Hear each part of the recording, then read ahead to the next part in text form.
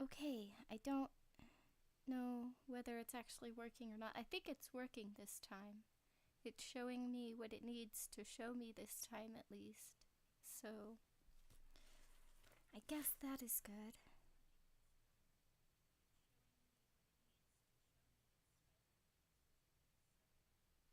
Okay, sorry, got distracted.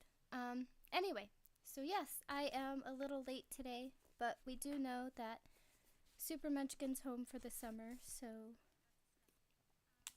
I hung out with her this morning before she went to work, and that means I got to my chores later, which means I ran errands later, and so I got here later. Sorry, guys.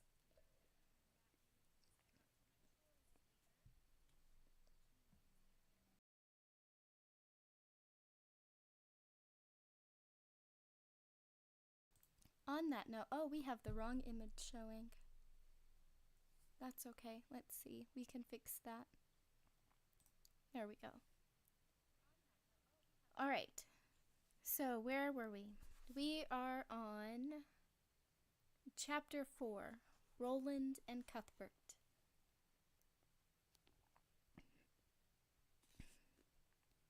Roland, Cuthbert, and Elaine came out onto the porch of the Barcade bunkhouse almost 2 hours after Jonas had left Coral's room at the Traveler's Rest.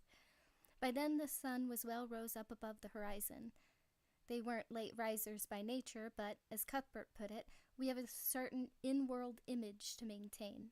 Not laziness, but lounginess. Roland stretched, arms spread toward the sky in a wide Y, then bent and grasped the toes of his boots.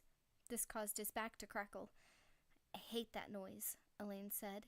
He sounded morose and sleepy. In fact, he had been troubled by odd dreams and premonitions all night, things which, of the three of them, only he was prey to. Because of the touch, perhaps. With him, it had always been strong. "That's why he does it," Cuthbert said, then clapped Elaine on the shoulder. "Cheer up, old buddy. You're too handsome to be downhearted." Roland straightened, and they walked across the dusty yard toward the stables. Halfway there he came to a stop so sudden that Elaine almost ran into his back. Roland was looking east. "Oh," he said in a funny, bemused voice. He even smiled a little. "Oh," Cuthbert echoed. "Oh, what a great leader! Oh, joy, I shall see the perfumed lady anon, or, oh, rats, I must work with my smelly male companions all the livelong day." Elaine looked down at his boots, new and uncomfortable when they had left Gilead, now sprung and trail-worn, a little down at the heels, and as comfortable as work boots ever got. Looking at them was better than looking at his friends, for the time being. There was always an edge to Cuthbert's teasing these days. The old sense of fun had been replaced by something that was mean and unpleasant. Elaine kept expecting Roland to flash up at one of Cuthbert's jibes, like steel that has been struck by sharp flint, and knock Bert sprawling. In a way, Elaine almost wished for it. It might clear the air. But not the air this morning. Just, oh, Roland said mildly, and walked on. "Cry your pardon, for I know you'll not want to hear it, but I'd speak a further word about the pigeons," Cuthbert said as they saddled their mounts. "I still believe that a message—" "I'll make you a promise," Roland said, smiling. Cuthbert looked at him with some mistrust. "Aye?"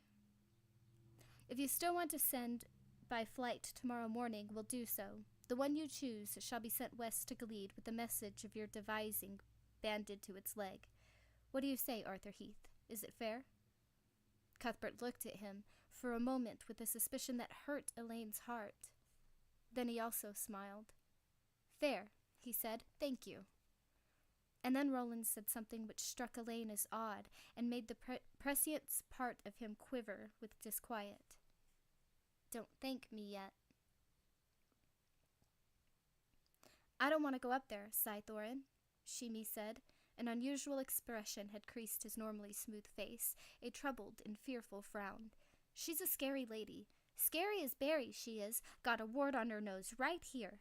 He thumbed the tip of his nose, which was small and smooth and well molded. Coral, who might have bitten his head off for such hesitation only yesterday, was unusually patient today. So true, she said.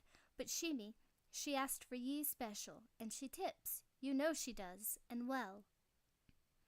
Won't help if she turns me into a beetle, Shimi said morosely. Beetles can't spend coppers. Nevertheless, he let himself be led to where Capricio's, the Impact's mule, was tied.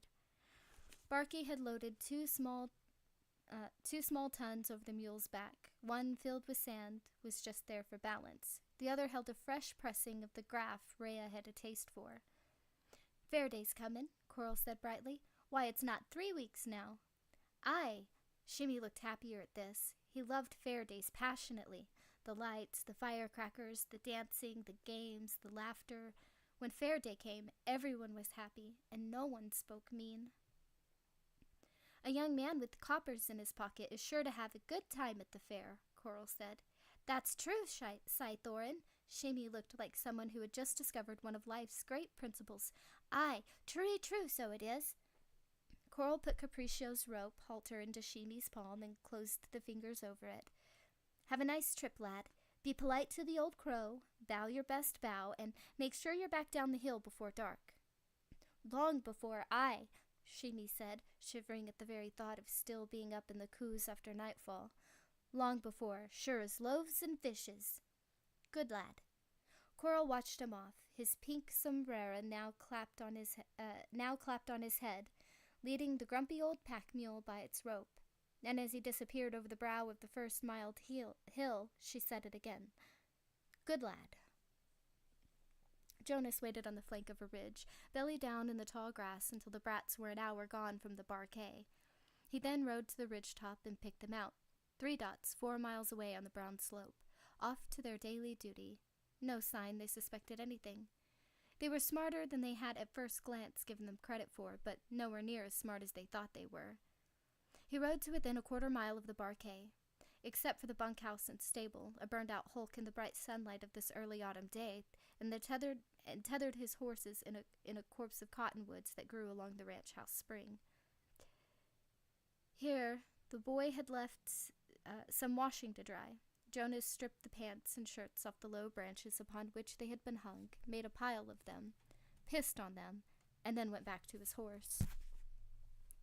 The animal stamped the ground emphatically when Jonas pulled the dog's tail from one of his saddlebags, as if saying he was glad to get rid of it. Jonas would be glad to be rid of it, too. It had begun giving an unmistakable aroma. From the other saddlebag he took a small glass jar of red paint and a brush. These he had obtained from Brian Hookie's eldest son, who was minding the livery stable today. Cy Hookie himself would be out to Sitco by now, no doubt. Jonas walked to the bunkhouse with no effort at concealment. Not that there was much in the way of concealment to be had out here, and no one to hide from anyway, now that the boys were gone. One of them had left an actual book, Mercer's Homilies and Meditations, on the seat of a rocking chair on the porch. Books were things of exquisite rarity in Midworld, especially as one traveled out from the center. This was the first one, except for the few kept in seafront, that Jonas had seen since coming to Mayhees. He opened it. In a firm woman's hand he read, "To my dearest son, from his loving mother." Jonas tore this page out, opened his jar of paint, and dipped the tips of his last 2 fingers inside. He blotted out the word mother with the pad of his 3rd finger, then, using the nail of his pinky as a makeshift pin, printed cunt above mother. He poked this sheet on a rusty nail-head where it was sure to be seen, then tore the book up and stamped on the pieces. Which boy had it belonged to? He hoped it was Dearborn's, but it didn't really matter. The first thing Jonas noticed when he went inside was the pigeons cooing in their cages. He had thought they might be using a helio to send their messages, but pigeons? My, that was ever so much more trig. I'll get to you in a few minutes, he said. Be patient, darlings. Peck and shit while you still can. He looked around with some curiosity, the soft coo of the pigeons soothing in his ears. Lads or lords? Roy had asked the old man in Ritzy. The old man had said maybe both. Neat lads, at the very least, from the way they kept their quarters, Jonas thought. Well trained. 3 bunks all made, 3 piles of goods at the foot of each, stacked up just as neat. In each pile he found a picture of a mother. Oh, such a good fellows they were. And in one he found a picture of both parents.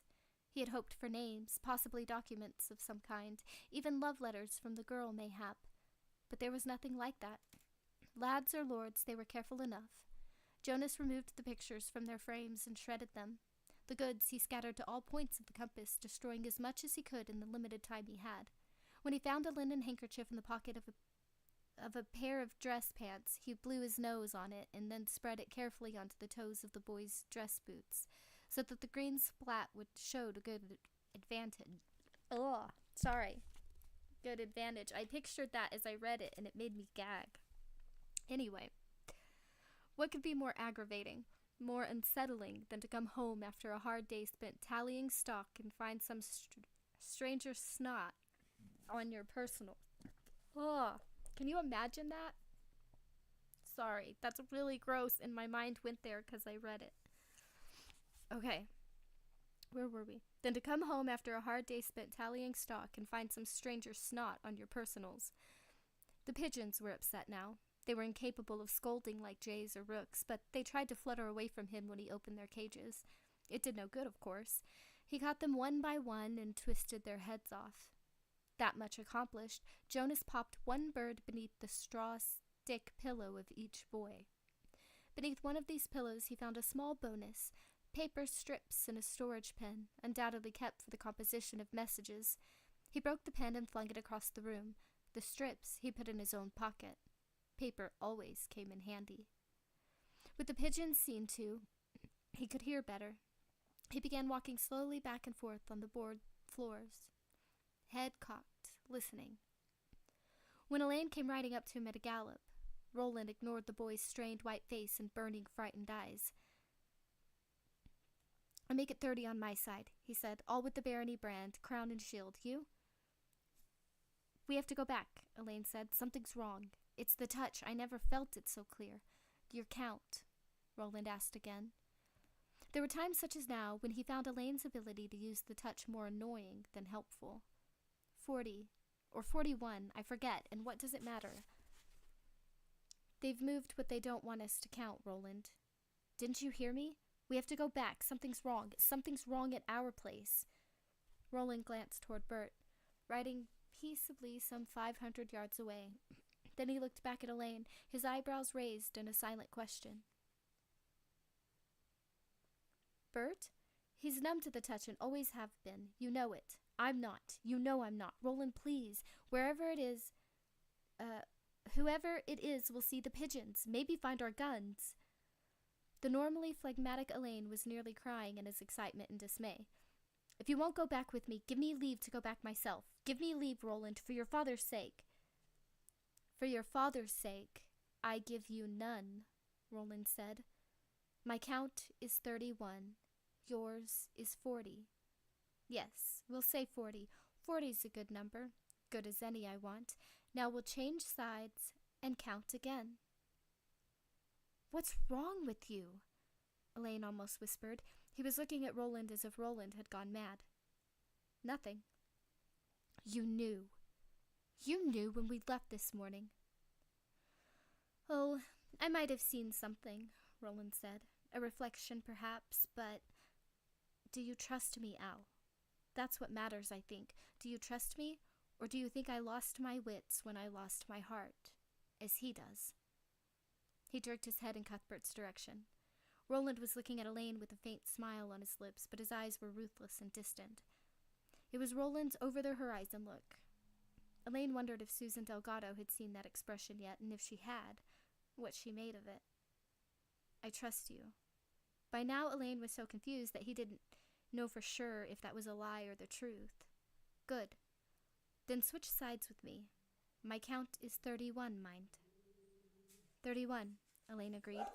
He raised his hands, then dropped them back to his thighs with a slap so sharp his normally stolid mount laid his ears back and jigged a bit under him. 31. One moment.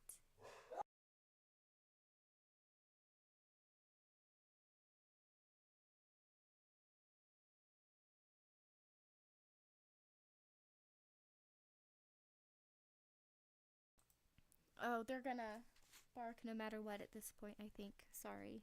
Where were we? I think we may go back early today, if that's any satisfaction to you, Roland said, and rode away.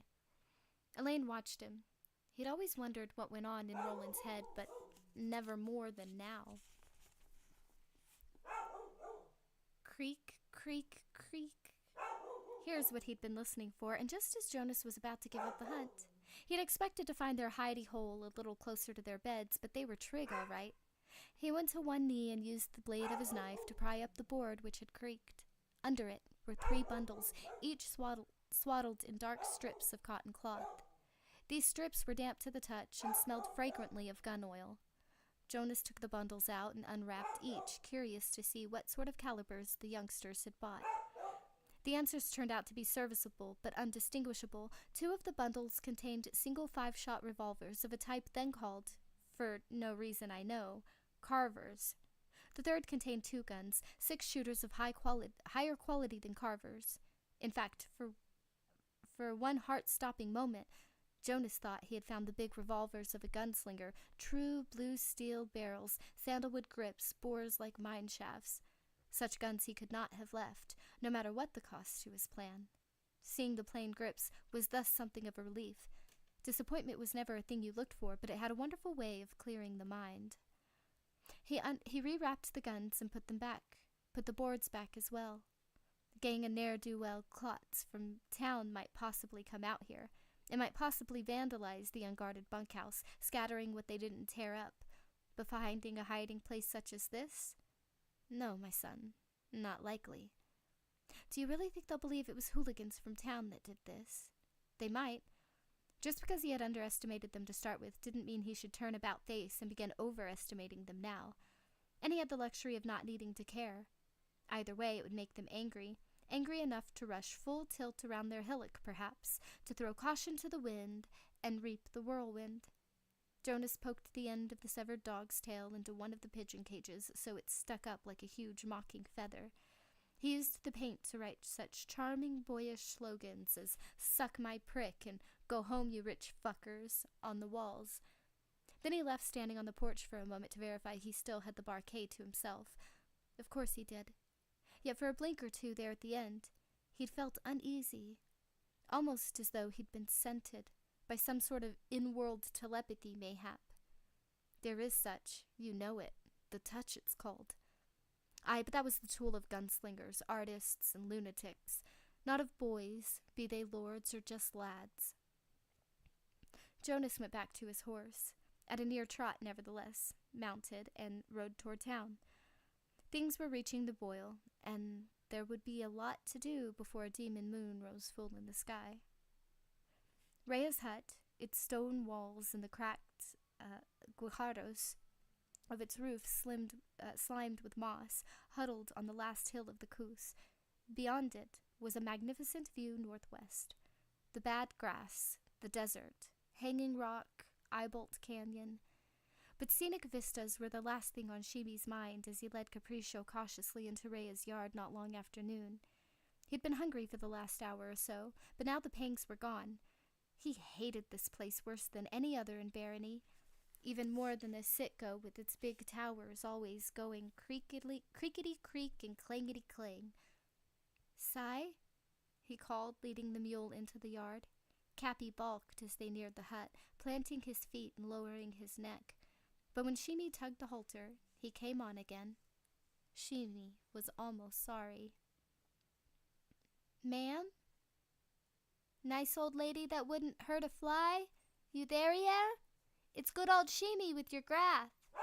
He smiled and held out his free hand, palm up, to demonstrate his exquisite harmlessness, but from the hut there was still no response.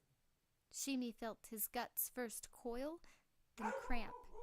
For a moment he thought he was going to shit his pants just like a baby. Then he passed wind and felt a little better.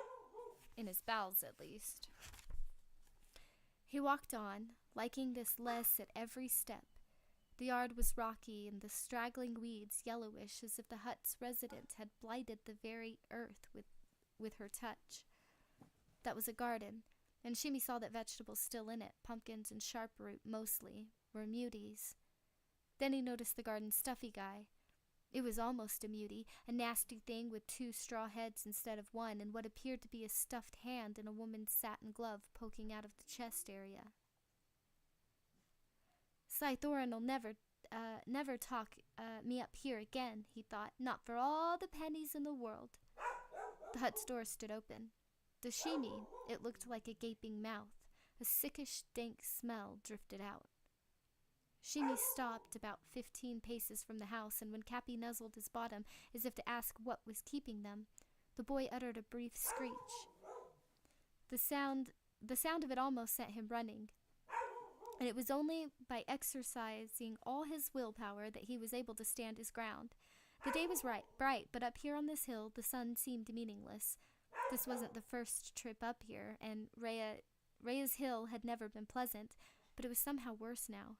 It made him feel the way the sound of the thinny made him feel when he woke and heard it in the middle of the night, and as if something awful was sliding toward him, something that was all insane eyes and red, reaching claws. Cy? Is anyone here? Come closer, the voice drifted out of the open door. Come to where I can see you, idiot boy. Trying not to moan or cry, Shimi did as the voice said. He had had an idea that he was never going back down the hill again. Capricioso, perhaps, but not him. Poor old Shimi was going to end up in the cook-pot. Hot dinner tonight, soup tomorrow, cold snacks until year's end. That's what he would be. He made his reluctant way to Raya's stoop on rubbery legs. If his knees had been closer together, they would have knocked like castanets. She didn't even sound the same. Cy? I'm afraid. So I am? So you should be, the voice said. It drifted and drifted, slipping out into the sunlight like a sick puff of smoke. Never mind, though. Just do as I say. Come closer, Shimi, son of Stanley. Shimi did so. Although terror dragged every step he took, the mule followed, head down. Cappy had honked like a goose all the way up here, honked ceaselessly. But now he had fallen silent. So here ye be, the voice buried in those shadows whispered. Here ye be indeed. She stepped into the sunlight, falling through the open door, wincing for a moment as it dazzled her eyes. Clasped in her arms was the empty graff barrel. Coiled around her throat like a necklace was Ermat. Shimi had seen this snake before, and on previous occasions had never failed to wonder what sort of agonies he might suffer before he died if he happened to be bitten by such. Today he had no such thoughts. Compared to Raya, Ermat looked normal. The old woman's face had sunk in at the cheeks, given the rest of her head the look of a skull. Brown spots swarmed out of her thin hair and over her bulging brow like an army of invading insects. Below her left eye was an open sore, and her grin showed only a few remaining teeth. Don't like the way I look, do ye? She asked. Makes your heart cold, don't it? No, Shimi said, and then, because that didn't sound right, I mean, yes, but gods, that sounded even worse. You're beautiful, Cy, he blurted. She chuffed nearly soundless laughter and thrust the empty ton into his arms, almost hard enough to knock him on his ass. The touch of her fingers was brief, but long enough to make his flesh crawl. Well a day. They say handsome is as handsome does, don't they? And that suits me. Aye, right down to the ground. Bring me my graff, idiot child. Yes, Cy. Right away, Cy. He took the empty tun back to the mule, set it down, then fumbled loose the cordage holding the little barrel of graff. He was very aware of her watching him, and it made him clumsy, but finally he got the barrel loose. It almost slid through his grasp, and there was a nightmarish moment when he thought it would fall to the stony ground and smash, but he caught his grip again in the last second. He took it to her, had just a second to realize she was no longer wearing the snake, then felt it crawling on his boots. Ermat looked at him, hissing and bearing a double set of fangs and an eerie grin. Don't move too fast, my boy. 'Twouldn't be wise. Ermat's grumpy today. Set the barrel just inside the door here. It's too heavy for me. Missed a few meals of late, I have. Shimi bent from the waist. Bow your best bow, Scythoran had said, and here he was doing just that, grimacing, not daring to ease the pressure on his back by moving his feet because the snake was still on them. When he straightened, Rhea was holding out an old and stained envelope. The flap had been sealed with a blob of red wax. Shimi dreaded to think what might have been rendered down to make wax such as that. Take this and give it to Cordelia Delgado. Do you know her? Aye, Shimi managed. Susan Sigh's auntie. That's right. Shimi reached tentatively for the envelope, but she held it back a moment. Can't read, can ye, idiot boy? Nay, words and letters go right out of my head. Good. Mind ye show this no one who can, or some night you'll find Ermot waiting under your pillow. I see far, Shimi, do you mark me? I see far. It was just an envelope, but it felt heavy and somehow dreadful in Shimi's fingers, as if it were made out of human skin instead of paper. And what sort of letter could Rhea be sending Cordelia Delgado anyway? Shimi thought back to the day he'd seen Cy Delgado's face all covered with cobwebbies and shivered. The horrid creature looking before him in the doorway of her hut could have been the very creature who'd spun those webs. Lose it, and I'll know, Rhea whispered. Show my business to another, and I'll know. Remember, son of Stanley, I see far. I'll be careful, Cy. It might be better if he did lose the envelope, but he wouldn't. Shimi was dim in the head. Everyone said so, but not so dim that he didn't understand why he had been called up here. Not to deliver a barrel of graff, but to receive this letter and pass it on. Would ye care to come in for a bit? She whispered and then pointed a finger at his crotch. If I give ye a little bit of mushroom to eat, special to me it is, I can look like anyone you fancy. Oh, I can't, he said, clutching his trousers and smiling a huge broad smile that felt like a scream trying to get out of his skin. That pesky thing fell off last week, that did. For a moment, Rhea only gawped at him, genuinely surprised for one of the few times in her life, and then she once more broke out in chuffing bursts of laughter. She held her stomach in her waxy hands and rocked back and forth with glee. Ermot, startled, streaked into the house on his lengthy green belly. From somewhere in its depths, her cat hissed at it. Go on, Rhea said, still laughing. She leaned forward and dropped 3 or 4 pennies into his shirt pocket. Get out of here, you great galoofus. Don't you linger either, looking at flowers. No, Cy. Before he could say more, the door clapped to so hard that dust puffed out of the cracks between the boards. Roland surprised Cuthbert by suggesting at 2 o'clock that they go back to the Barquet. When Bert asked why, Roland only shrugged and would say nothing more. Bert looked at Elaine and saw a queer, musing expression on the boy's face. As they drew closer to the bunkhouse, a sense of foreboding filled Cuthbert. They topped a rise and looked down at the Barquet, and the bunkhouse door stood open. Roland, Elaine cried. He was pointing to the cottonwood grove where the ranch's spring was. Their clothes, neatly hung to dry when they left, were now scattered held to breakfast. Cuthbert dismounted and ran to them, picked up a shirt, sniffed it, flung it away. Pissed on, he cried indignantly. Come on, Roland said. Let's look at the damage. There was a lot of damage to look at. As you expected, Cuthbert thought, gazing at Roland. Then he turned to Elaine, who appeared gloomy, but not really surprised. As you both expected. Roland bent toward one of the dead pigeons and plucked at something so fine Cuthbert, at first, couldn't see what it was. Then he straightened up and held it out to his friends. A single hair, very long, very white. He opened the pinch of his thumb and forefinger and let it waft to the floor. There it lay amid the shredded remains of Cuthbert Allgood's mother and father. If you knew the old Corby was here, why didn't we come back and end his breath? Cuthbert heard himself ask. Because the time was wrong, Roland said mildly.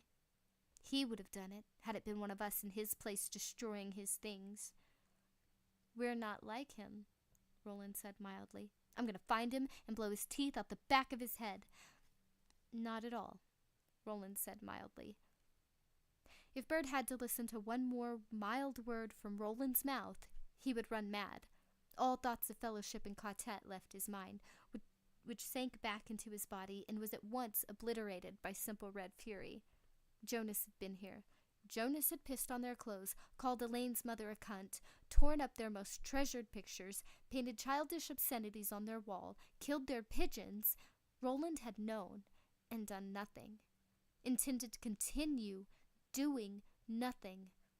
Except fuck his Gilly girl. He would do plenty of that, because now that was all he cared about. But she won't like the look of your face the next time you climb into the saddle, Cuthbert thought. I'll see to that. He drew back his fist. Elaine caught his wrist. Roland turned away and began picking up scattered blankets as if Cuthbert's furious face and cocked fist were simply of no account to him. Cuthbert balled up his other fist, meaning to make Elaine let go of him, one way or another.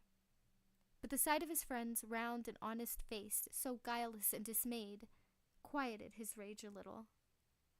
His argument wasn't with Elaine. Cuthbert was sure the other boy had known something bad was happening here, but was also sure that Roland had insisted Elaine do nothing until Jonas was gone. "Come with me," Elaine muttered, slinging an arm around Bert's shoulder. "Outside. For your father's sake, come. You have to cool off. This is no time to be fighting amongst ourselves." "It's no time for our leader's brains to drain down into his prick, either," Cuthbert said, making no effort to lower his voice. But the second time Elaine tugged him, Bert allowed himself to be led toward the door. "I'll stay my rage at him this one last time," he thought, "but I know that is all I can manage. I'll have Elaine tell him so." The idea of using Elaine as a go-between to his best friend, of knowing that things had come to such a pass, filled Cuthbert with an angry, despairing rage, and at the door to the porch he turned back to Roland. "She has made you a coward," he said in high speech. Beside him, Elaine drew in his breath sharply. Roland stopped, as if suddenly turned to a stone, his back to them, his arm full of blankets. In that moment, Cuthbert was sure Roland would turn and rush toward him. They would fight, likely until one of them was dead or blind or unconscious. Likely that would be him, but he no longer cared. But Roland never turned. Instead, in the same speech, he said, "He came to steal our guile and our caution. With you, he has succeeded." "No," Cuthbert said, lapsing back into low speech. "I know that part of you really believes that, but it's not so. The truth is, you've lost your compass.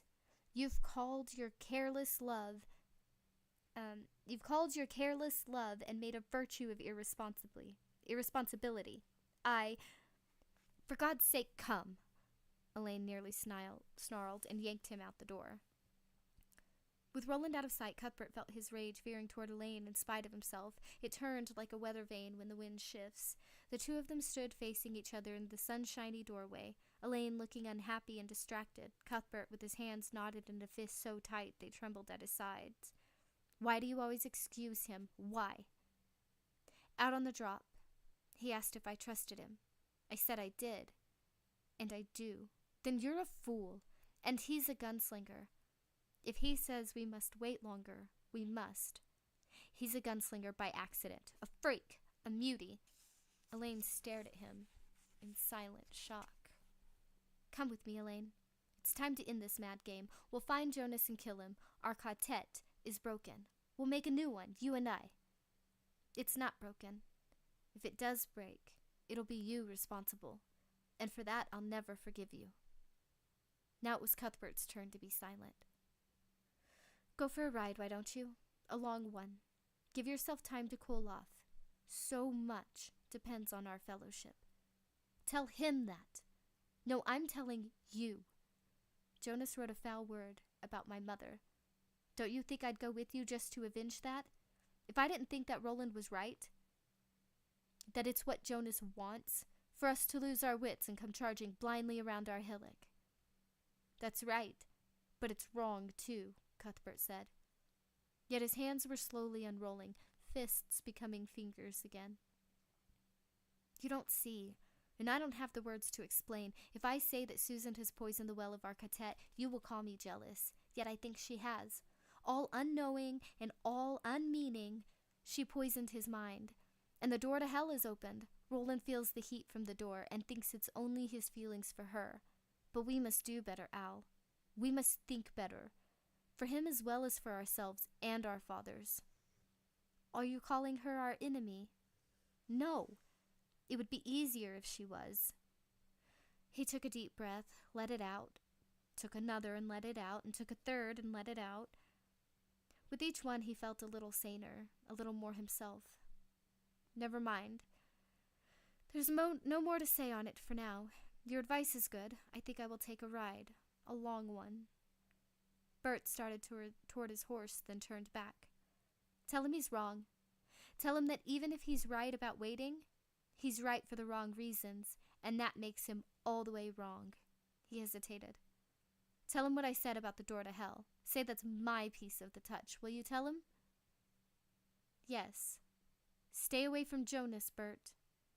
Cuthbert mounted up. I promise nothing. You're not a man. Elaine sounded sorrowful, on the point of tears, in fact. None of us are men. You better be wrong about that, Cuthbert said, because men's work is coming. He turned his mount and rode away at a gallop. He went far up the seacoast road, to begin with trying not to think at all.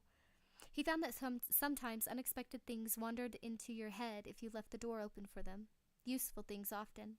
This afternoon that didn't happen, confused, miserable, and without a fresh idea in his head, or even the hope of one.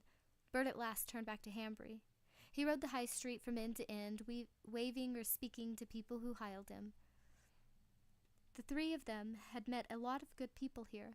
Some he counted as friends, and he rather felt the common folk of the Hanbury town had adopted them, young fellows who were far from their own homes and families, and the more Bert knew and saw of these common folk, the less he suspected that they were part of Reimer's and Jonas's nasty little game. Why else had the good man chosen Hanbury in the first place, if not because it provided such excellent cover? There were plenty of folks out today. The farmer's market was booming, the street stalls were crowded, children were laughing at a Pinch and Jilly show. Jilly was currently chasing Pinch back and forth and bashing the old long-suffering fellow with her broom, and the reaping fair decorations were going forward at speed. Yet Cuthbert felt only a little joy and anticipation at the thought of the fair, because it wasn't his own, wasn't Gilead reaping, perhaps, but mostly just because his mind and heart were so heavy. If this was what growing up was like, he thought he could have skipped the experience. He rode on out of town, the ocean now at his back, the sun full in his face, his shadow growing ever longer behind him. He thought he'd soon veer off the great road and ride across the drop to the Barquet, but before he could, here came his old friend, Sheemy, leading a mule.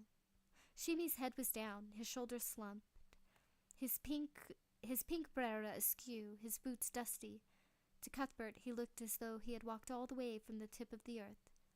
Sheemy, Cuthbert cried, already anticipating the boy's cheery grin and loony patter.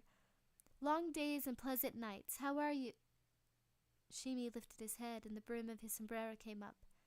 Cuthbert fell silent. He saw the dreadful fear on the boy's face, the pale cheeks, the haunted eyes, the trembling mouth. Sheemy could have been at the Delgado's place 2 days ago if he'd wanted, but he had trudged along at a turtle's pace, the letter inside his shirt seeming to drag at his every step. It was awful. So awful, he couldn't even think about it because his thinker was mostly broken, so it was. Cuthbert was off his horse in a flash, and hurrying to Sheemy, he put his hands on the boy's shoulders. What's wrong? Tell your old pal. He won't laugh, not a bit. At the sound of Arthur Heed's kind voice and the sight of his concerned face, Sheemy began to weep. Ray's strict command that he should tell no one flew out of his head. Still sobbing, he recounted everything that had happened since that morning. Twice Cuthbert had asked him to slow down, and when Bert led the boy to a tree in whose shade the two of them sat together, Sheemy was finally able to do so. Cuthbert listened with growing unease. At the end of his tale, Sheemy produced an envelope from inside his shirt. Cuthbert broke the seal and read what was inside, his eyes growing large. Roy DePape was waiting for him at the Traveler's Rest when Jonas returned in good spirit from his trip to the Barquet. An outrider had finally shown up, DePape announced, and Jonas's spirits rose another notch, only Roy didn't look as happy about it as Jonas would have expected. Not happy at all. "Fellow's gone on to Seafront, where I guess he's expected," DePape said. "He wants you right away. I wouldn't linger here to eat. Not even a popkin, if I were you. I wouldn't take a drink, either. You'll want a clear head to deal with this one." "Free with your advice today, ain't you, Roy?" Jonas said.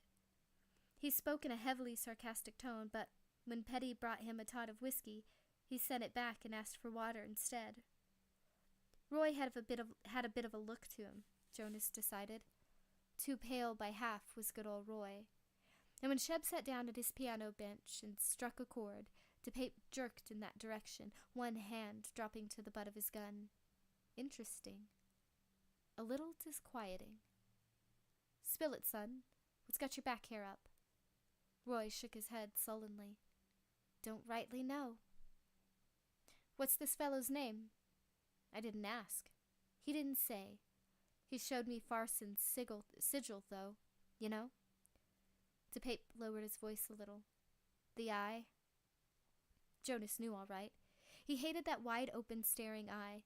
Couldn't imagine what had possessed Farson to pick it in the first place. Why not a mailed fist, crossed swords, or a bird, a falcon, for instance?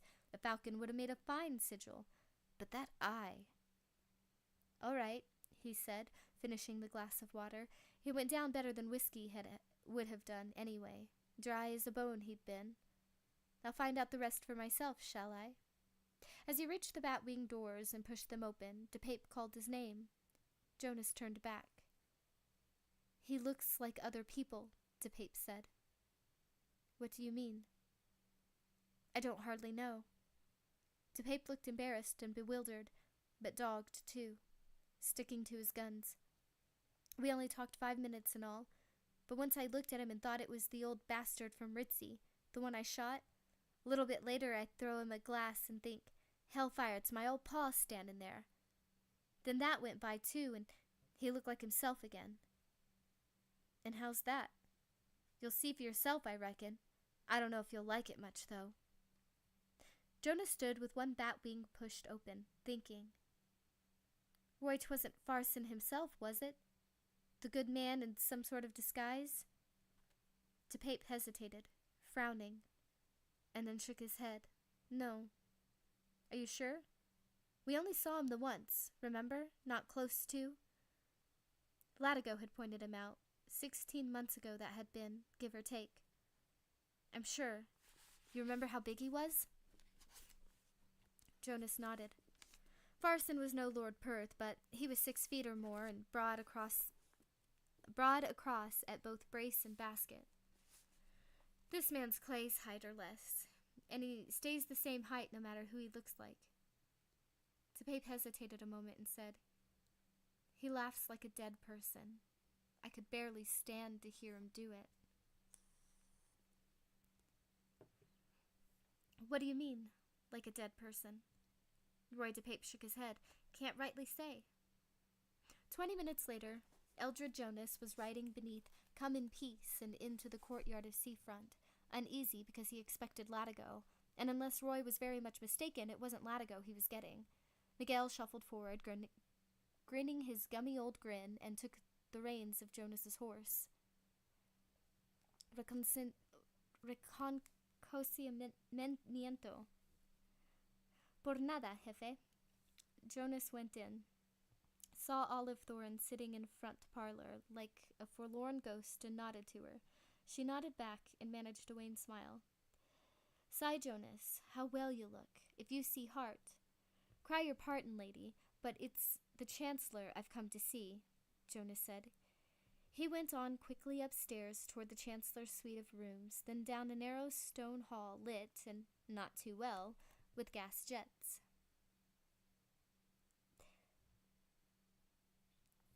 When he reached the end of the corridor, he rapped on the door waiting there, a massive thing of oak and brass set in its own arch. Reimer didn't care for for such as Susan Delgado, but he loved the trappings of power. That was what took the curve out of his noodle and made it straight, Jonas rapped. Come in, my friend, a voice, not Reimer's, called. It was followed by a tittery laugh that made Jonas's flesh creep. He laughs like a dead person, Roy had said. Jonas pushed open the door and stepped in. Reimer cared for incense no more than he cared for the hips and lips of women, but there was incense burning in here now, a woody smell that made Jonas think of court at Gilead and functions of the state in the great hall. The gas jets were turned high, the draperies, purple velvet, the color of royalty. Reimer's absolute favorite, trembled minutely in the breath of sea breeze coming in through the open windows. Of Reimer there was no sign, or of anyone else, come to that. There was a little balcony, but the doors giving on it were open, and no one was out there.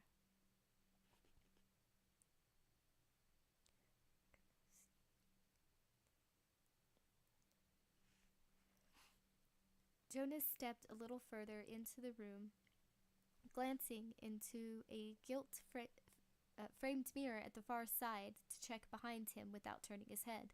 No one was there either. Ahead and to the left was a table with places set for two and a cold supper in place, but no one in either chair. Yet someone had spoken to him, someone who'd been directly on the other side of the door from the sound. Jonas drew his gun. Come now, said the voice which had bid him enter. It came from directly behind Jonas's left shoulder. No need for that. We're all friends here. All on the same side, you know? Jonas whirled on his heels, suddenly feeling old and slow. Standing there was a man of medium height, powerfully built from the look of him, with bright blue eyes and rosy cheeks of either good health or good wine. He parted smiling lips, revealing cunning little teeth which must have been filed to points. Surely such points couldn't be natural. He wore a black robe, like the robe of a holy man, with the hood pushed back. Jonas's first thought, that the fellow was bald, had been wrong, he saw. The hair was simply cropped so stringently that it was nothing but fuzz. Put the bean shooter away, the man in black said. We're friends here, I tell you. Absolutely palsy-wowsy. We'll break bread and speak of many things, oxen and oil tankers, and whether or not Frank Sinatra really was a better crooner than Der Bingle. Who? A better what? No one you know, nothing that matters, the man in black tittered again. It was, Jonas thought, the sort of sound one might expect to hear drifting through the barred windows of a lunatic asylum. He turned, looked into the mirror again. This time, he saw the man in black standing there and smiling at him, big as life. Gods, had he been there all along? Yes, but you couldn't see him until he was ready to be seen. I don't know if he's a wizard, but he's a glamour man, all right. Mayhap. Even farce and sorcerer. He turned back. The man in the priest's robe was still smiling, no pointed teeth now, but they had been pointed. Jonas would lay his watch and warrant on it. Where's Reimer? I sent him away to work with young Cy Delgado on her Reaping Day catechisms, the man in black said. He slung a chummy arm around Jonas's shoulders and began leading him toward the table. Best we palaver alone, I think. Jonas didn't want to offend Farson's man, but he couldn't bear the touch of that arm. He couldn't say why, but it was unbearable. Pestilential. He shrugged it off and went on to one of the chairs, trying not to shiver. No wonder DePape had come back from hanging rock looking pale. No damned wonder. Instead of being offended, the man in black tittered again. Yes, Jonas thought, he does laugh like the dead. Very like, so he does. For one moment, Jonas thought it was Fardo, Court's father, in this room with him. That it was the man who had sent him west all those years ago. And he reached for his gun again. Then it was just the man in black, smiling at him in an unpleasantly knowing way, those blue eyes dancing like the flame of the gas jets. See something interesting, sighed Jonas. Aye, Jonas said, sitting down. Eats. He took a piece of bread and popped it into his mouth. The bread stuck to his dry tongue, but he chewed determinedly all the same. Good boy. The other sat and poured wine, filling Jonas's glass first. Now, my friend, tell me everything you've done since the 3 troublesome boys arrived, and everything you know, and everything you have planned. I would not have you leave out a single jot. First, show me your sigil. Of course. How prudent you are. The man in black reached inside his robe and brought out a square of metal. Silver, Jonas guessed. He tossed it onto the table and it clattered across to Jonas's plate. Engraved on it was what he had expected. That hideous, staring eye. Satisfied? Jonas nodded.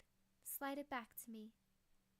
Jonas reached for it, but for once his normally steady hand resembled his reedy, unstable voice.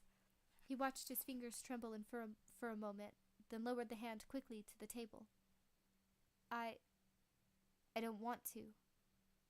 No, he didn't want to. Suddenly he knew that if he touched it, the engraved silver eye would roll and look directly at him. The man in black tittered and made a come-along gesture with the finger of his right hand. The silver buckle, that was what it looked like to Jonas, slid back to him and up the sleeve of his homespun robe. Abracadabra, boo, the end. Now, the man in black went on, sipping his wine delicately, if we have finished the tiresome formalities. One more, Jonas said. You know my name. I would know yours. Call me Walter, the man in black said, and the smile suddenly fell from his lips. Good old Walter, that's me. Now, let us see where we are and where we are going. Let us, in short, palaver. When Cuthbert came back into the bunkhouse, night had fallen. Roland and Elaine were playing cards. They had cleaned the place up so that it looked almost as it had, thanks to turpentine found in a closet of the old foreman's office. Even the slogans written on the walls were just pink ghosts of their former selves, and now were deeply involved in a game of Casa Fuerte, or Hot Patch, as it was known in their own part of the world. Either way, it was basically a two-man version of Watch Me, the card game, which had been played in barrooms and bunkhouses and around campfires since the world was young. Roland looked up at once, trying to read Bert's emotional weather. Outwardly, Roland was as impassive as ever, and had even played Elaine to draw across 4 difficult hands, but inwardly, he was in a turmoil of pain and indecision. Elaine had told him what Cuthbert had said while the two of them were talking in the yard, and they were terrible things to hear from a friend, even when they came at second hand. Yet what haunted him more...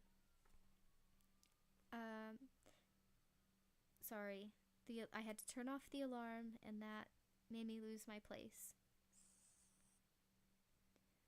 Yet what haunted him more was what Bert had said just before leaving.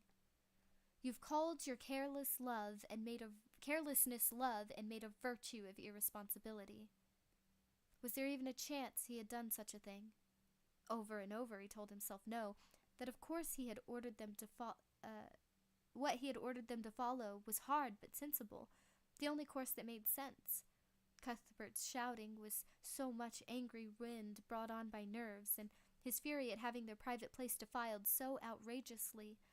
Still, tell him he's right for the wrong reasons, and that makes him all the way wrong. That couldn't be, could it? Cuthbert was smiling, and his color was high, as if he had galloped most of the way back. He looked young, handsome, and vital. He looked happy, in fact, almost like the Cuthbert of old, the one who'd been capable of babbling happy nonsense to a rook skull until someone told him to please shut up. But Roland didn't trust what he saw. There was something wrong with the smile. The color in Bert's cheeks could have been anger rather than good health, and the sparkle in his eyes looked like fever instead of humor. Roland showed nothing on his own face, but his heart sank. He'd hoped the storm would blow itself out, given a little time, but he didn't think it had. He shot a glance at Elaine and saw that Elaine felt the same. Cuthbert, it will be over in 3 weeks. If only I could tell you that. The thought which returned was stunning in its simplicity. Why can't you? He realized he didn't know. Why had he been holding back, keeping his own counsel? For what purpose? Had he been blind? Gods, had he? Hello, Bert, he said. Did you have a nice ride? Yes, very nice. A very nice ride. An instructive ride. Come outside. I want to show you something. Roland liked the thin glaze of hilarity in Bert's eyes less and less, but he laid his cards in a neat face-down fan on the table and got up. Elaine pulled at his sleeve. "No." His voice was low and panicky. "Do you not see how he looks?" "I see," Roland said, and felt dismay in his heart. For the first time, as he walked slowly toward the friend, who no longer looked like a friend, it occurred to Roland that he had been making decisions in a state close akin to drunkenness. Or had he been making decisions at all? He was no longer sure. "What is it you'd show me, Bert?" "Something wonderful," Bert said and laughed. There was hate in the sound, perhaps murder. "You'll want a good close look at it. I know you will." "Bert, what's wrong with you?" Elaine asked. "Wrong with me?" "Nothing wrong with me, Al. I'm as happy as a dart at sunrise, a bee in a flower, a fish in the ocean." And as he turned away to go back through the door, he laughed again. "Don't go out there," Elaine said. "He's lost his wits." "If our fellowship is broken, any chance we might have of getting out of Mayhees alive is gone," Roland said. "That being the case, I'd rather die at the hands of a friend than an enemy." He went out. After a moment of hesitation, Elaine followed. On his face was a look of purest misery. Huntress had gone, and the demon had not yet begun to show his face, but the sky was powdered with stars, and they threw enough light to see by. Cuthbert's horse, still saddled, was tied to the hitching rail. Beyond it, the square of the dusty dooryard gleamed like a canopy of tarnished silver. "What is it?" Roland asked. They weren't wearing guns, any of them. That was to be grateful for, at least. "What would you show me?" "It's here." Cuthbert stopped at a point midway between the bunkhouse and the charred remains of the home place. He pointed with great assurance, but Roland could see nothing out of the ordinary. He walked over to Cuthbert and looked down. "I don't see—" Brilliant light, starshine times 1,000, exploded in his head as Cuthbert's fist drove against the point of his chin. It was the first time, except in play and as very small boys, that Bert had ever struck him. Roland didn't lose consciousness, but he did lose control over his arms and legs. They were there, but seemingly in another country, flailing like limbs of a rag doll. He went down on his back. Dust puffed up around him. The stars seemed strangely in motion, running in arcs and leaving milky trails behind them. There was a high ringing in his ears. From a great distance, he heard Elaine scream, "Oh, you fool! You stupid fool!" By making a tremendous effort, Roland was able to turn his head. He saw Elaine start toward him and saw Cuthbert, no longer smiling, push him away. "This is between us, Al. You stay out of it." "You sucker punched him, you bastard!" Elaine, slow to anger, was now building toward a rage Cuthbert might well regret. "I have to get up," Roland thought. "I have to get between them before something even worse happens." His arms and his legs began to swim weakly in the dust. "Yes, that's how he's played us," Cuthbert said. "I only returned the favor." He looked down. "That's what I wanted to show you, Roland. That particular piece of ground, that particular piece of dust in which you are now lying. Get a good taste of it. Mayhap it'll wake you up." Now Roland's own anger began to rise. He felt the coldness that was seeping into his thoughts, fought it, and realized he was losing. Jonas ceased to matter. The tankers at Sitgo ceased to matter. The supply conspiracy they had uncovered ceased to matter. Soon the affiliation in the quartet he had been at such pains to preserve would cease to matter as well. The surface numbness was leaving his feet and legs, and he pushed himself to a sitting position. He looked up calmly at Bert, his tented hands on the ground, his face set. Starshine swam in his eyes. "I love you, Cuthbert, but I'll have no more insubordination and jealous tantrums. If I paid you back for all, I reckon you'd finish in pieces, so I'm only going to pay you back for hitting me when I didn't know it was coming." "And I've no doubt you can, Cully," Cuthbert said, falling effortlessly into the Hambry patios. "But first, you might want to have a peek at this." Almost contemptuously, he tossed a folded sheet of paper. It hit Roland's chest and bounced into his lap. Roland picked it up, feeling the fine point of his developing rage lose its edge. "What is it?" "Open it and see. There's enough starlight to read by." Slowly, with reluctant fingers, Roland unfolded a sheet of paper and read what was printed there. "Pure no more. He's had every hole of her, has Will Dearborn. How do you like it?" He read it twice. The second time was actually harder because his hands had begun to tremble. He saw every place he and Susan had met, the boathouse, the hut, the shack, and now he saw them in a new light, knowing someone else had seen them too. How clever he had believed they were being, how confident of their secret and their discretion, and yet someone had been watching all the time. Susan had been right. Someone had seen. "I've put everything at risk, her life as well as ours. Tell him what I said about the doorway to hell. And Susan's voice, too. Caw, like a wind. If you love me, then love me." So he had done, believing in his youthful arrogance that everything would turn out all right for no other reason. Yes, at bottom he had believed this. Then that he was he and Caw must serve his love. "I've been a fool," he said. His voice trembled like his hands. "Yes, indeed," Cuthbert said, "so you have."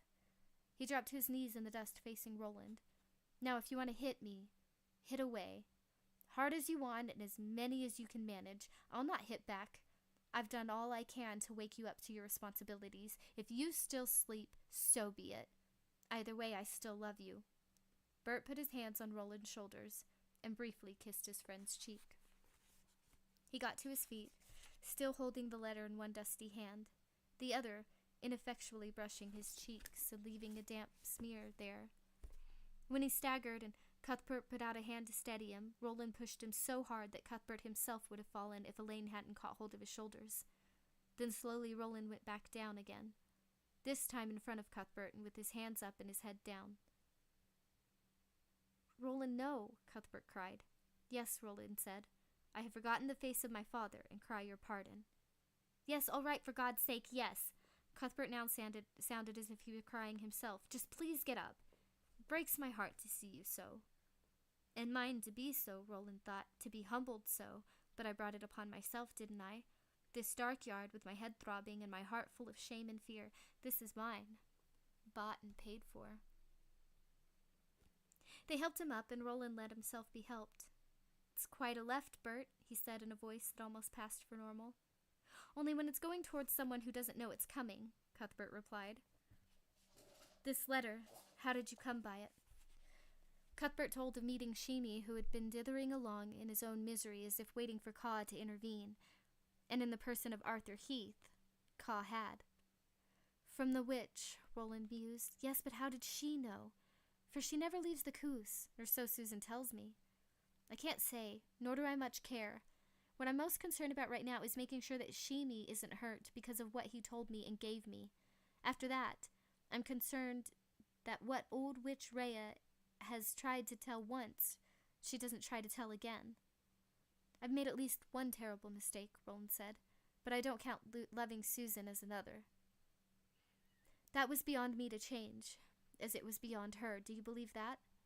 "Yes," Elaine said at once, and after a moment, almost reluctantly, Cuthbert said, "Aye, Roland. I've been arrogant and stupid. If this note had reached her aunt, she could have been sent into exile, and we to the devil by way of hang ropes," Cuthbert added dryly, "although I know that's a minor matter to you by comparison." "What about the witch?" Elaine asked. "What do we know about her?" Roland smiled a little and turned toward the northwest. "Rhea?" he said. "Whatever else she is, she's a first-class troublemaker, is she not? And troublemakers must be put on notice." He started back toward the bunkhouse, trudging with his head down. Cuthbert looked at Elaine and saw that Al was also a little teary-eyed. Bert put out his hand. For a moment, Elaine only looked at it. Then he nodded, to himself rather than to Cuthbert it seemed, and shook it. "You did what you had to," Elaine said. "I had my doubts at first, but not now." Cuthbert let out his breath. And I did it the way I had to. If I hadn't surprised him, he would have beaten you black and blue. So many more colors than that, Cuthbert said. I would have looked like a rainbow. The wizard's rainbow, even, Elaine said. Extra colors for your penny. That made Cuthbert laugh. The two of them walked back toward the bunkhouse, where Roland was unsaddling Bert's horse. Cuthbert turned in the direction to help, but Elaine held him back. Leave him alone for a little while, he said. It's best you do. They went on ahead, and when Roland came in 10 minutes later, he found Cuthbert playing his hand and winning with it. Bert, he said. Cuthbert looked up. We have a spot of business tomorrow, you and I. Up on the Coos. Are we going to kill her? Roland thought and thought hard. At last he'd look up, biting his lip. We should. Aye, we should, but are we going to? Not unless we have to, I reckon. Later, he would regret this decision. If it was a decision, bitterly, but there never came a time he did not understand it. He had been a boy not much older than Jake Chambers during that Mayhees fall, and the decision to kill others did not come easily or naturally to most boys, not unless she makes us. Perhaps it would be best if she did, Cuthbert said. It was hard gunslinger talk, but he looked troubled as he said it. Yes, perhaps it would. It's not likely, though, not in one as sly as her. Be ready to get up early. All right. Do you want your hand back? When you're on the verge of knocking him out? No, not at all. Roland went past them to his bunk. There he sat, looking at his folded hands in his lap. He might have been praying. He might only have been thinking hard. Cuthbert looked at him for a moment, and then turned back to his cards. The sun was just over the horizon when Roland and Cuthbert left the next morning.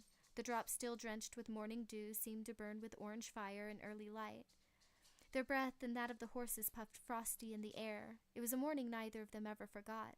For the first time in their lives, they went forth wearing holstered revolvers. For the first time in their lives, they went into the world as gunslingers.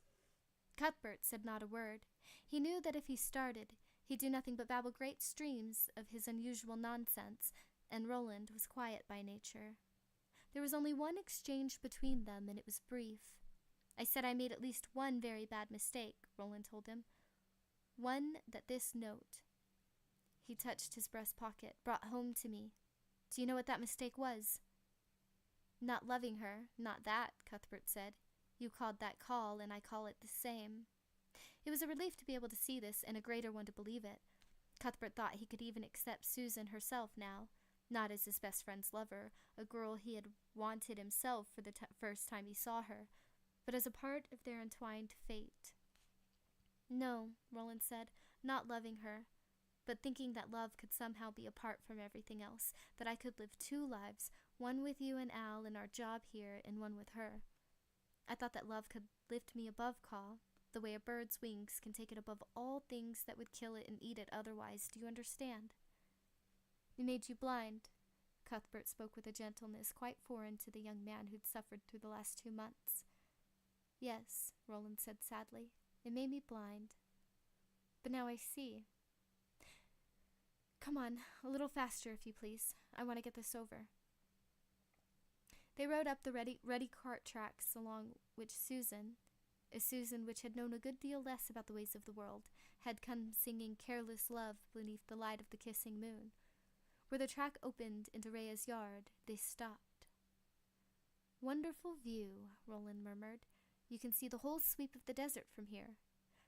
Not much to say about the view right here in front of us, though. That was true. The garden was full of unpicked, muty vegetables, the stuffy guy presiding over them.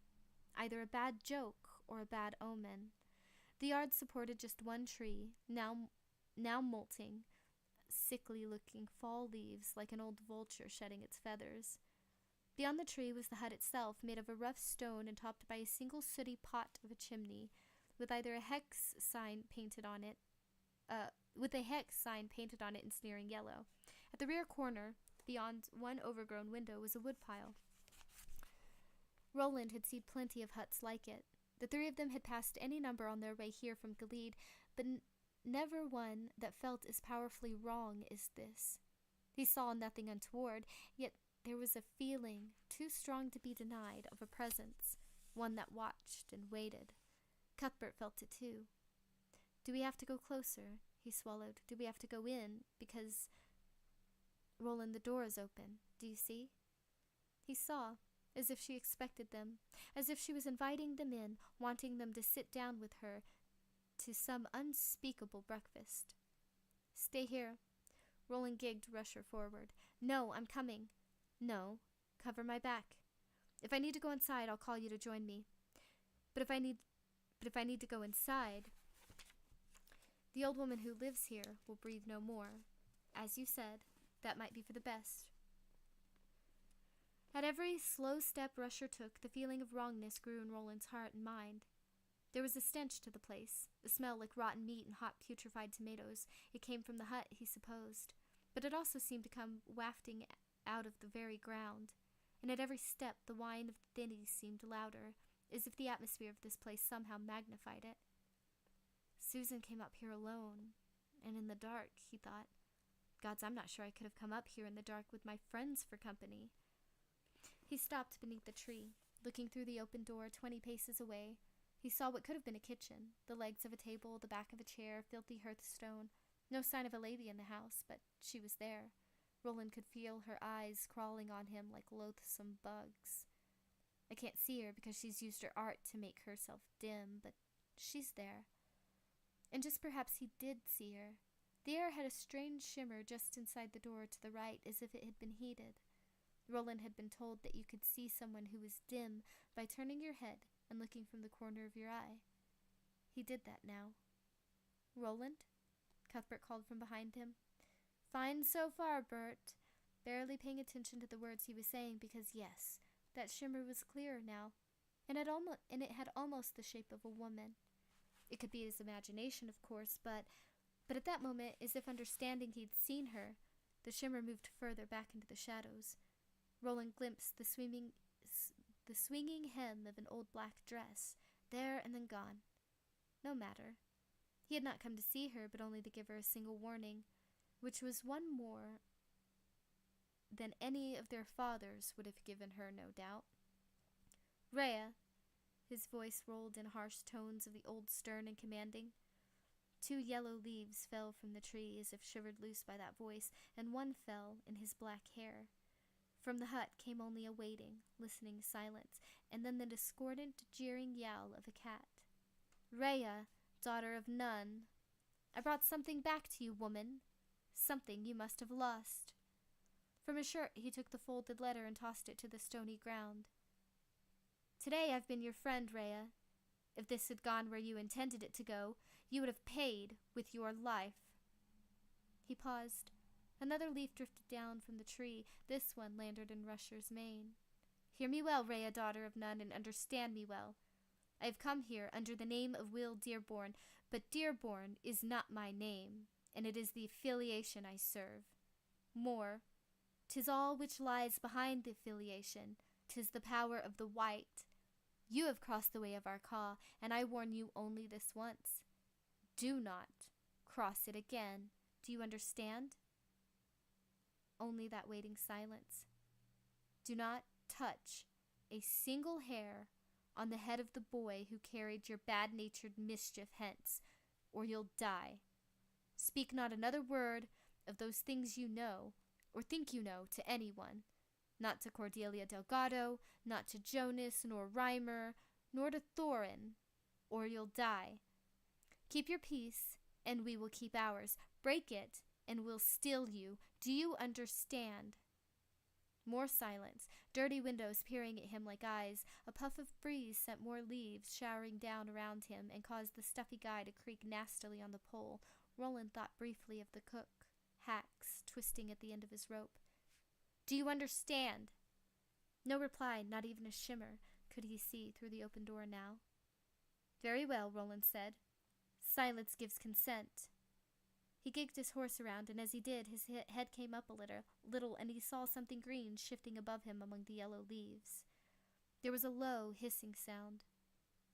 "Roland, look out! Snake!" Cuthbert screamed, but before the second word had left his mouth, Roland had drawn one of his guns. He fell sideways in the saddle, holding with his left leg and heel as Rusher jigged and pranced, and he fired 3 times, the thunder of the big guns smashing through the still air and then rolling back from the nearby hills. With each shot, the snake flipped up again, its blood dotting red across the background of blue-sky and yellow leaves. The last bullet tore off 2 pieces. From within the hut came a wail of grief and rage so awful that Roland's spine turned to a cord of ice. "You bastard!" screamed a woman's voice from the shadows.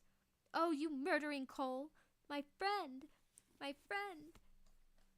"If it was your friend, you oughtn't to have set it on me," Roland said. "Remember, Rhea, daughter of none." The voice uttered one more shriek and fell silent. Roland rode back to Cuthbert, holstering his gun. Bert's eyes were round and amazed. "Roland, what shooting? Gods, what shooting! Let's get out of here." "But we still don't know how she knew. Do you think she'd tell?" There was a small but minute shake in Roland's voice, the way the snake had come out of the tree like that, right at him. He could still barely believe he wasn't dead. Thank gods for his hand, which had taken matters over. "We could make her talk," Cuthbert said. But Roland could tell from his voice that Bert had no taste for such. Maybe later. Maybe after years of trail riding and gunslinging, but now he had no more stomach for torture than for killing outright. Even if we couldn't make her tell the truth. Such as her lies as other folks breathe. If we convinced her to keep quiet, we've done enough for today. Come on. I hate this place. As they rode back toward town, Roland said, "We've got to meet. The 4 of us. That's what you mean, isn't it?" "Yes. I want to tell everything I know and surmise. I want to tell you my plan, such as it is. What we've been waiting for." "That would be very good indeed." "Susan can help us." Roland seemed to be speaking to himself. Cuthbert was amused to see that the lone, crown-like leaf was still caught in his dark hair. "Susan was meant to help us." "Why didn't I see that?" "Because love is blind," Cuthbert said. He snorted laughter and clapped Roland on the shoulder. "Love is blind, old son." When she was sure the boys were gone, Rhea crept out of her door and into the hateful sunshine. She hobbled across to the tree and fell on her knees by the tattered length of her snake, weeping loudly. "Ermot, Ermot," she cried, "see what's become of ye."